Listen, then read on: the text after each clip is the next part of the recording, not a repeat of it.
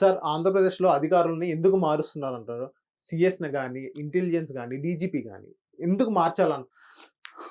మామూలుగా సహజంగానే ఎన్నికల విధి విధానాలు అమల్లోకి వచ్చిన కాడి నుంచి అధికారుల చేతుల్లో పరిపాలన ఉంటుంది.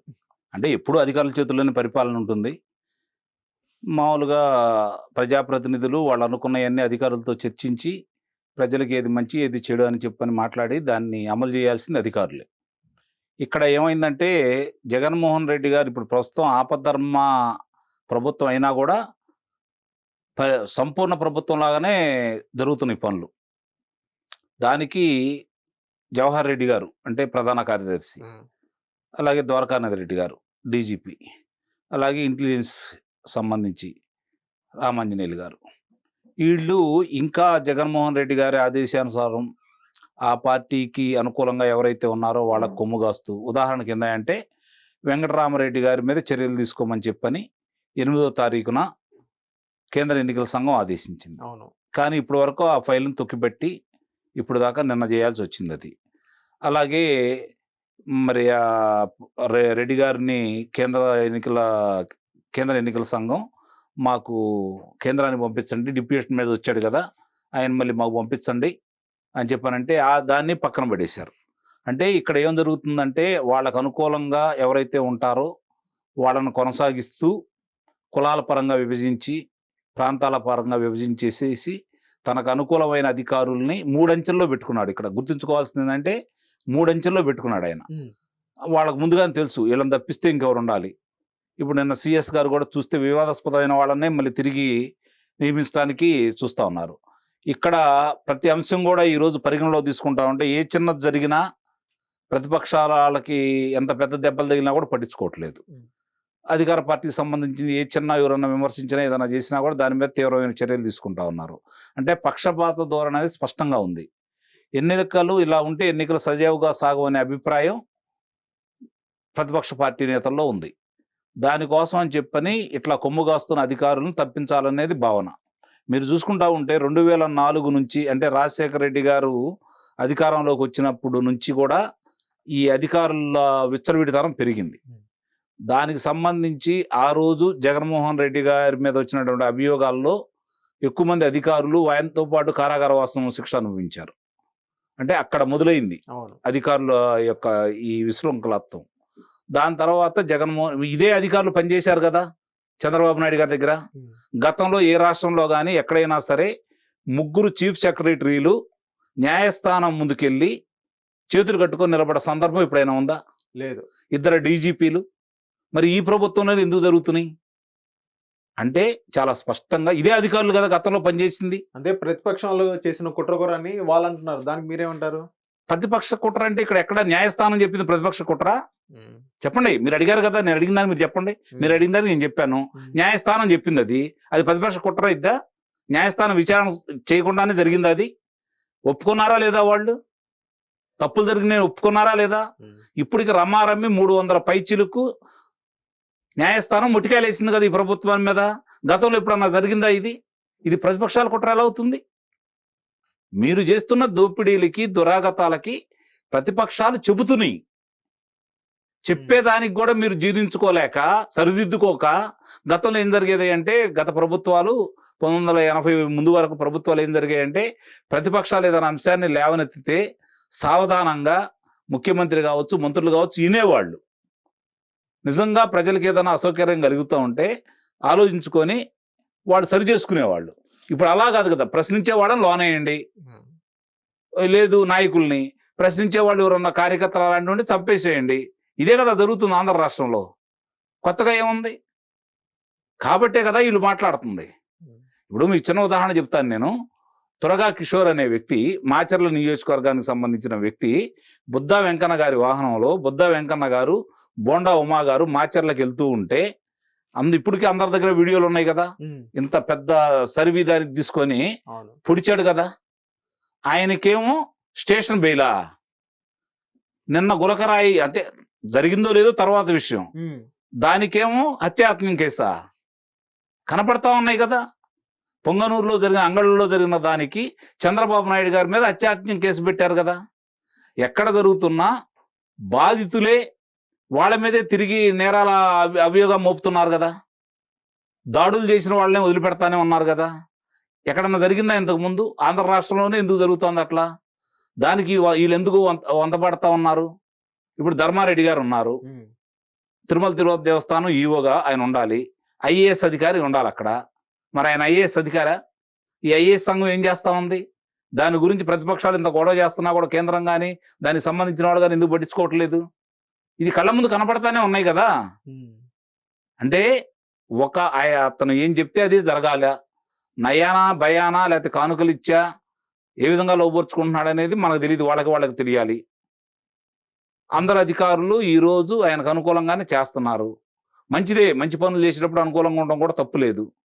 ఇప్పుడు కొన్ని లక్షల మంది పరీక్షలు రాస్తే కొన్ని వందల మంది దానిలో ఉత్తీర్ణులైతే దాంట్లో కొంతమందిని మాత్రమే గుర్తించేసి వాళ్ళకి ఈ పదవులు ఇస్తారు. Indian administration service, Indian public service, ఈ రెండింటికి సంబంధించి. అంటే కొన్ని లక్షల మందిలో మీరు 100 మంది అంటే మీకు ఎంత గుర్తింపు ఉందో, దాంట్లో ఎంత శ్రమపడి ఉంటారు మీరు, ఎంతమందిని కాదని మీకు వచ్చినాయి అంటే వాళ్ళందరికంటే మీరు మెరుగైన వాళ్ళనే కదా.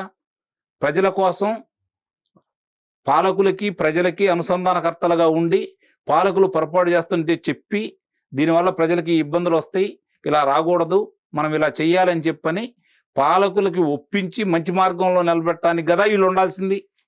మరి ఈరోజు ఏం జరుగుతుంది? ఎందుకు వీళ్ళ మీద అభియోగాలు మోపుతున్నారు? ఒక జిల్లా అధికారి, జిల్లా మొత్తానికి అధికారి, ఆయన రాష్ట్ర ముఖ్యమంత్రి ఎలాగో జిల్లా మొత్తానికి అధికారి, ఐఏఎస్ కలెక్టర్ గారు. మరి వాళ్ళ మీద ఇలాంటి అభియోగాలు వస్తుంటే ఇంకెవరు చెప్పాలి, ఏం చేయాలి? అంటే ఈ వ్యవస్థ ఎలా తయారైంది? రాజకీయ నాయకులను బట్టి వాళ్ళు ఇట్లా తయారయ్యారా, వాళ్ళని బట్టి రాజకీయ నాయకులు తయారయ్యారా? ఆలోచించుకోవాలి కదా. 100 గన్నుల కంటే ఒక కళాన్ని చూసి భయపడతా అన్నారు, కానీ ఈరోజు జరుగుతున్న పరిస్థితి ఏంటి? మీరు ఎవరికి భయపడుతున్నారు? మిమ్మల్ని చూసి రాజకీయ నాయకులు భయపడాలా, ప్రభుత్వ పెద్దలు భయపడాలా? కానీ మీరు వాళ్ళకు భయపడి ఈరోజు ఇలాంటి కార్యక్రమాలు ఎందుకు చేస్తున్నారు? ఎందుకయ్యా అంటే 151 స్థానాలు వచ్చినాయి, 22 లోక్సభ స్థానాలు వచ్చినాయి, వీళ్ళకి తిరుగులేదు. 30 సంవత్సరాలు ఇతనే ఉంటాడు, మిమ్మల్ని నేను కాపాడుతా అంటాడు, ఆయనలో కానుకలు ఇస్తున్నాడు కాబట్టి మనం చేద్దాం అనుకున్నారు. ప్రజల్లో వ్యతిరేకత మొదలైన తర్వాత సంవత్సరం క్రితం నుంచి ముందుగా తెలిసింది వాళ్ళకి, అధికారులకి. ఎందుకంటే ప్రజల్లో మమేకమైంది వాళ్లే కాబట్టి అర్థమైపోయింది. కాబట్టి ఇప్పుడు చాలా మంది అధికారులు కాళ్ళబేరానికి వస్తున్నారు, లోకేష్ బాబు గారిని ప్రసన్నం చేసుకోవాలని ప్రయత్నం చేస్తున్నారు. ఎందుకంటే ఆ అబ్బాయి ఎర్ర పుస్తకం పట్టుకొని తిరుగుతున్నాడు కదా, అందరు తాళ తీస్తానంటున్నాడు కదా. దాన్ని బట్టి ఈరోజు మరి పొద్దున అధికార మార్పిడి జరగడం అనేది తెలిసిపోయింది, చాలా స్పష్టంగా అర్థమైపోయింది అధికారులకు కూడా. కాబట్టి మళ్ళీ రాయబారాలు మొదలు పెట్టారు. సార్, ఇప్పుడు ఐఏఎస్లు కానీ ప్రభుత్వ ఉద్యోగులు కానీ జగన్మోహన్ రెడ్డి గారి వైపు పనిచేస్తున్నారని ఇప్పుడు మీరే అన్నారు. కానీ వాళ్ళ ఓటు ఎటైపు ఉండిద్ది? కూటమి వైపు ఉండిద్దా? నేను అధికారుల గురించి చెప్పాను, ఉద్యోగస్తుల గురించి చెప్పలేదు. అధికారులు బాగా గుర్తుపెట్టుకోండి మీరు. ఇప్పుడు పోలీస్ బాస్ ఉన్నాడు, ఆయన చెప్తాడు, ఆ కింద ఆయన ఐజీ గారు ఉంటారు, 3 జిల్లాలకు ఒక ఐజీ గారు ఉంటారు, ఆయన కింద ఎస్పీ గారు ఉంటారు, ఆయన కింద డిఎస్పీ గారు ఉంటారు, ఏఎస్పీలు ఉంటారు. ఆ స్థాయి అధికారుల వరకు ఈరోజు జగన్మోహన్ రెడ్డి గారికి వంత పాడుతున్నారు. కింద స్థాయి వాళ్ళు రక్షకులందరూ వాళ్ళు కొత్త ఉడికిపోతా ఉన్నారు. నేను ప్రత్యక్షంగా చూశాను, వాళ్ళ మాటలు విన్నాను. ఎప్పుడు పోతుందా ఈ దరిద్రం అని చెప్పి నా దగ్గరే వ్యక్తపరిచారు వాళ్ళు. వాళ్ళందరూ వెయిట్ చేస్తున్నారు అంటున్నారా? నిస్సందేహంగా ఎదురు చూస్తున్నారు వాళ్ళు. ఈ రోజు ఇప్పుడు ఉద్యోగస్తులకు సంబంధించి 100కి 80% మంది ఈ ప్రభుత్వానికి వ్యతిరేకంగా ఓటేస్తున్నారు. 80% మంది ఉద్యోగస్తులు వ్యతిరేకంగా వేస్తున్నారు. 80 నుంచి 90% మంది ఆశా వర్కర్లు వ్యతిరేకంగా ఓటేయాలనుకుంటున్నారు. 70-80% మంది అంగన్వాడీ టీచర్లు వ్యతిరేకంగా ఓటేయాలనుకుంటున్నారు. మున్సిపల్ పారిశుద్ధ కార్మికులు వ్యతిరేకంగా ఓటేయాలనుకుంటున్నారు. అధ్యాపకులు వ్యతిరేకంగా ఓటేయాలనుకుంటున్నారు. ఉద్యోగాలు చేసే మామూలు ఉద్యోగస్తులు వ్యతిరేకంగా ఓటేయాలనుకుంటున్నారు. రైతులు వ్యతిరేకంగా ఉన్నారు. విద్యార్థులు వ్యతిరేకంగా ఉన్నారు. మహిళలు వ్యతిరేకంగా ఉన్నారు. ఇందుట్లో ఇంతమంది వ్యతిరేకంగా ఉన్నారు. ఎందుకు వ్యతిరేకంగా ఉన్నారని మీరు అడగండి, నేను చెబుతాను ఎవరెవరు ఎందుకు వ్యతిరేకంగా ఉన్నారు. ఎందుకు ఇంత వ్యతిరేకం వచ్చింది జగన్ గారికి నేను అడగబోతున్నట్లు. చేసే పనులు, జరుగుతున్నటువంటి కార్యక్రమాలు, పేపర్కు సంబంధించి ఆయన వచ్చి సభలు సమావేశాలు నిర్వహించి నేను బటన్ నొక్కుతున్నానని చెప్పని మాట్లాడి గత పథకాలకే కొత్త పేర్లు పెట్టుకొని ఇస్తున్నాడు తప్ప ప్రత్యేకంగా ఇచ్చిందంటే ఏం లేదు కదా. సిపిఎస్ రద్దు చేస్తా అన్నాడు, చేశాడా? చేయలా. ధరల స్థిరీకరణకు నిధి ఏర్పాటు చేస్తా అన్నాడు, 3,000 కోట్ల రూపాయలు పెట్టి రైతులకి, చేశాడా? చేయలా. మత్స్యకారులకి వాళ్ళకి సంబంధించి డీజిల్కి సబ్సిడీ అను వలలకి సబ్సిడీ ఇచ్చింది తెలుగుదేశం ప్రభుత్వం, ఇచ్చాడా? ఇవ్వలా. రద్దు చేశాడు కదా. ఫీజు రీఎంబర్స్మెంట్ అంటే మామూలుగా పీజీ చేసే వాళ్ళకి ఫీజు రీఎంబర్స్మెంట్ ఉంది, దాన్ని రద్దు చేశాడు కదా. పీజీ ఎంబీఏ అదే పీజీ అంటే అదే కదా, అదే కేటగిరీ, అదే కేటగిరీ కదా, దానికి రద్దు చేశాడు కదా.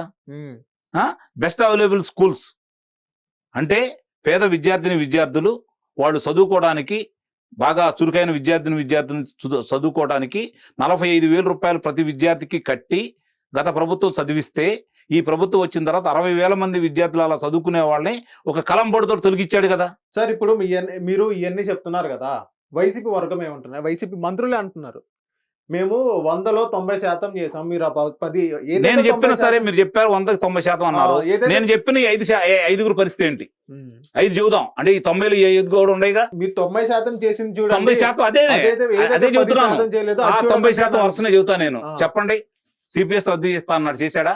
మద్యపాన రద్దు చేస్తా అన్నాడు, చేశాడా? 30 లక్షల ఇల్లు కట్టిస్తా అన్నాడు, కట్టించాడా? చెప్పండి. రైతులకి ధరల స్థిరీకరణ చేస్తా అన్నాడు, చేశాడా? రైతులకు రుణమాఫీ చేస్తా అన్నాడు, బంగారం లోన్ల మీద, చేశాడా? మరి ఇంకేంటి, వీళ్ళకి అంగన్వాడీ టీచర్లకి జీతాలు పెంచుతా అన్నాడు, పెంచాడా? లేదు. మరి ఇన్ని చెబుతున్నాను మీకు, ఇంకేంటి ఆయన చేసింది? పోలవరం కడతా అన్నాడు, కట్టాడా? అమరావతి కడతా అన్నాడు, కట్టాడా? నేను 2,30,000 మంది ఉద్యోగాలని ఉన్నాయి, గతం ప్రభుత్వం దాన్ని నిర్లక్ష్యం చేసి నేను రాంగలను భర్తీ చేస్తా అన్నాడు, చేశాడా? నీకు కనపడతా ఉన్నాయి కదా, చెప్పుకోవడానికి ఏమున్నాయి? మద్యపానం చేస్తా అన్నా, మద్యపానం నిషేధం చేస్తా అన్నాడు దశల వారీగా, చేశాడా? అంటే బెల్ట్ షాపులు రద్దు చేశాను అంటున్నారు వాళ్ళు. బెల్ట్ షాపులు మామూలుగా ఇప్పుడు ఒక షాపు రద్దు చేశాడు, 20 షాపులు దించాడు, అంతే. తేడా ఏముంది? ఇంకా విచ్చలవిడిగా చేశాడు. ఇప్పుడు మద్యం మీద ఎంత వస్తుంది? అసలు ఎవరైనా ప్రపంచంలో మద్యం తాగే వాళ్ళని తాకట్టు పెట్టి అప్పు తెచ్చినాడు ఎవడన్నా ఉన్నాడా? ఈయన తప్ప. చెప్పండి మీరు. గనులు నిన్నగాక మొన్న గనులు 14,000 కోట్ల రూపాయలు. ఏమి సాధించావని, ఏమి నీకు వచ్చిందని ఉండే అమ్ముకోవటం, తాకట్టు పెట్టడం తప్ప ఏమి సాధించావు నువ్వు? అసలు ఇవన్నీ కాదండి. 3 రాజధానులు అన్నావు నువ్వు, పరిపాలనా రాజధాని విశాఖపట్నం అన్నావు. నీ పార్టీ ఆ కేంద్ర కార్యాలయం పెట్టడం చేతగానాడివి నువ్వు, పరిపాలనా రాజధాని ఎలా చేస్తావు చెప్పు నాకు కత్య. పార్టీ కార్యాలయం పెట్టడానికి నీకు వచ్చిన నష్టం ఏంటి? అంటే ప్రజలకి ఒక నమ్మకం ఏర్పడటానికి నీ పార్టీ కార్యాలయం అక్కడ పెట్టచ్చు కదా, ఎందుకు పెట్టలేకపోయావు? ఈ రోజు 100 నీటి చిన్న చిన్నవి కావచ్చు, ఏదైనా చెక్ డ్యాములు కావచ్చు, అలాంటివి నువ్వు రద్దు చేసావు. పట్టిసీమ ద్వారా వచ్చే నీళ్ళ వల్ల గోదావరి నీళ్లు మనం వినియోగించుకుంటే, కృష్ణా పరియో ప్రాంతం వచ్చేది శ్రీశైలంలో ఉన్న నీళ్లు కావచ్చు, నాగార్జున సాగర్లో నీళ్లు కావచ్చు, నిలవబెట్టుకోవచ్చు. అవి ఇప్పుడు ఉపయోగపడేవి. జూన్ జూలైలో కనుక పట్టిసీమ ద్వారా నీళ్ళు అందిస్తే కృష్ణా పరివాహక ప్రాంతం 1,20,000 ఎకరాల సాగు భూమి అయ్యేది కదా. నువ్వు వీలేకపోయావు కదా, ఎందుకని చేయలేదు నువ్వు? అది నీ చేతిలో పని కదా, నువ్వు కొత్తగా చేసే పని లేదు, దానికి పెట్టుబడి కూడా అక్కర్లేదు కదా, ఎందుకు చేయలేకపోయావు? అంటే నీకు పరిపాలన మీద అవగాహన లేదు. రైతులకు ఆ రోజు ముఖ్యంగా నీ రాయలసీమ ప్రాంతం గురించి మాట్లాడుకుందాం. అక్కడ వర్షాభావం తక్కువ కాబట్టి స్ప్రింక్లర్స్ కావచ్చు, బిందు సేద్యానికి సంబంధించిన కావచ్చు, ఎస్సీలకి ఎస్టీలకి 100% రాయితీ, మామూలు రైతులకు 90% రాయితీతోటి ఎన్ని వేల కిలోమీటర్ల వైర్లు ఇచ్చారు బిందు సేద్యానికి. ఈ రోజు రాయలసీమ నుంచి ఢిల్లీకి ప్రత్యేక రైల్లో పళ్ళెళ్తున్నాయి అంటే దాని అర్థం ఏంటి? నువ్వు వచ్చిన తర్వాత చేసింది ఏంటి? ఒక్క మీటర్ ఇచ్చావా నువ్వు? 9 సార్లు విద్యుత్ ఛార్జీలు పెంచావు. నువ్వు రాంగులను విద్యుత్ ఛార్జీలు తగ్గిస్తా అన్నావు. ఇదే శాసనసభ సాక్షిగా ఇంధన ధరలు ఎట్లా పెరిగిపోతాయి చూడండి, పక్క రాష్ట్రాల కంటే మనం 4 రూపాయలు అధికంగా ఉన్నాయని చెప్పని మాట్లాడి నువ్వు, నేను రాంగులం తగ్గిస్తానంటే ఈరోజు పక్కసాట బోర్డులు పెట్టుకున్నారు. ఆంధ్రప్రదేశ్ కంటే తెలంగాణ కావచ్చు, కర్ణాటక కావచ్చు, ఒరిస్సా కావచ్చు, తమిళనాడు కావచ్చు, 4 ప్రాంతాలు కూడా బోర్డులు పెట్టుకొని ఉన్నాయి. చివరికి మహారాష్ట్రతో సహా బోర్డులు పెట్టుకొని ఆంధ్ర రాష్ట్రం కంటే మాకు తక్కువ అని చెప్పని ఆ పెట్రోల్ బంకుల్లో బోర్డర్లో. మరి ఇంతకంటే దౌర్భాగ్యం ఏముంది చెప్పు నాకు కత్త. ఇప్పుడు చెప్పుకోవడానికి ఏముంది? నేను చెబుతా, నేను ముఖ్యమంత్రి అవుతానంట. అవుతానా? కావాలని కోరుకుంటుంది. అవుతానా నేను? నీకు అయాచితంగా వచ్చింది, అది వినియోగించుకోవాలని చేత కాలేదు. నీ చేతులారా చేసుకున్నావు. తెలుగుదేశం పార్టీ గొప్పతనం నేను అంటలా. ఇందుట్లో చంద్రబాబు నాయుడు గారు గొప్పతనం ఉంది, ఎందుకంటే గతంలో ఆయన చేశాడు కాబట్టి, బేరేజ్ వేసుకుంటున్నారు కాబట్టి. అంటే కొంతమంది ఐఏఎస్లు జగన్ గారిని తప్పుదారి పట్టిస్తున్నారని కొంత వైసీపీ వాళ్ళు అన్నారు. ఈవెన్ మంచి మోహన్ బాబు గారు కూడా అన్నారు. దానికి మీరేమంటారు? ఈ మొత్తం వాళ్ళు చేసిన తప్పే కదా? నానా పులి సామెత తెలుసా మీకు? చదువుకున్నారు చిన్నప్పుడు? చదువుకున్నాం. చదువుకున్నావు కదా. నానా పులి సామెతలో ఏం జరిగింది? మొట్టమొదటి కాపలాకి కొడుకును ఆయన ఇద్దరు కలిసి వెళ్తారు మందం తీసుకొని. బాబు నేను ఆ చేలో పని చేస్తాను రా, నువ్వు కేకేస్తే నేను వస్తాను, పులి కనపడిద్ది కదా కేకేయి నేను వస్తాను అని చెప్పని ఇతని చేతిలో ఆయుధం పెట్టేసి వెళ్తాడు. అవును. వెళ్ళిన తర్వాత ఏమైద్ది, ఇతను వస్తాడా రాడా నాన్న అని చెప్పి ఒకసారి పిలుస్తాడు. నాన్న వస్తాడు ఆడవుడిగా. ఏదంటే వచ్చింది పోయింది అంటాడు. రెండోసారి కూడా అదే పని చేస్తాడు. మళ్ళీ అడుగుతాడు, కోపడతాడు, వెళ్తాడు. మూడోసారి నిజంగా వచ్చిద్ది, కేకేస్తాడు, తండ్రి రాడు, పిల్లాన్ని చంపిద్ది. ఇప్పుడు ఇదే జరుగుతుంది. ఒకసారి తెలియలేదు, 2 సార్లు తెలియలేదు, 3 సార్లు తెలియలేదు. అంటే ఈ 5 సంవత్సరాల్లో తెలియలేదా? తప్పుదోవలు పట్టించారా? ఒక సిఎస్ న్యాయస్థానానికి ముందుకెళ్ళి చేతులు కట్టుకొని ఉంచున్నప్పుడు దాని గురించి ముఖ్యమంత్రికి తెలియనప్పుడు నువ్వు ముఖ్యమంత్రి ఎందుకు అక్కడ? చెప్పండి నాకు కాస్త. నీది కదా. అంటే ఏమీ తెలియకుండానే నువ్వు నిమ్మగడ్డ రమేష్ కుమార్ గారి గురించి, కులం గురించి ప్రస్తావించి నీ చేతిలో పరిధిలో లేకపోయినా కూడా ఎన్నికల అధికారిగా ఆయన తొలగించావు కదా నువ్వు. అంటే ఇది కూడా నీకు తెలియదా? ఆ రోజు ఎలా మాట్లాడావు దీని గురించి? 151 మందికి వచ్చిన నన్ను ఎదిరిస్తారా న్యాయస్థానాన్ని కూడా నువ్వు ప్రశ్నించావు కదా. నిమ్మగడ్డ రమేష్ కుమార్ గారిని ప్రశ్నించావు కదా. మరి ఆ రోజు తెలియలేదా నీకు? ఏమి తెలియనాడికి నీకెందుకు అధికారం? అందుకే వద్దన్నారు జనాలు. జనాలు మార్పు మొదలైందంటారా? మామూలుగా సునామీలా ఉందన్నమాట ఇది. వాళ్ళు ఏమనుకుంటున్నారంటే గతంలో తప్పు చేశాము, 67 స్థానాలు ఇచ్చాము, ప్రజలకు నమ్మకం, పెట్టుబడిదారులు మళ్ళీ వీళ్ళే వచ్చారు కాబట్టి పెట్టుబడిదారులు తడవ నమ్మకం ఉండదు, కనీసం 9 స్థానాలు లోపే తీసుకురావాలి, లేదంటే 175కి 175 ఓడించాలి. ఈ రోజు చెబుతున్నాను, గుర్తుపెట్టుకోండి, పులివెందలే ఓడిపోబోతున్నాడు జగన్ గారు. రాసి పెట్టుకోండి మీరు కావాలంటే. బీటెక్ రవి గారు ముందు పులివెందలో ఓడిపోతున్నాడు ఆయన, అంతే. రాసి పెట్టుకోండి మీరు కావాలంటే. Thank you sir.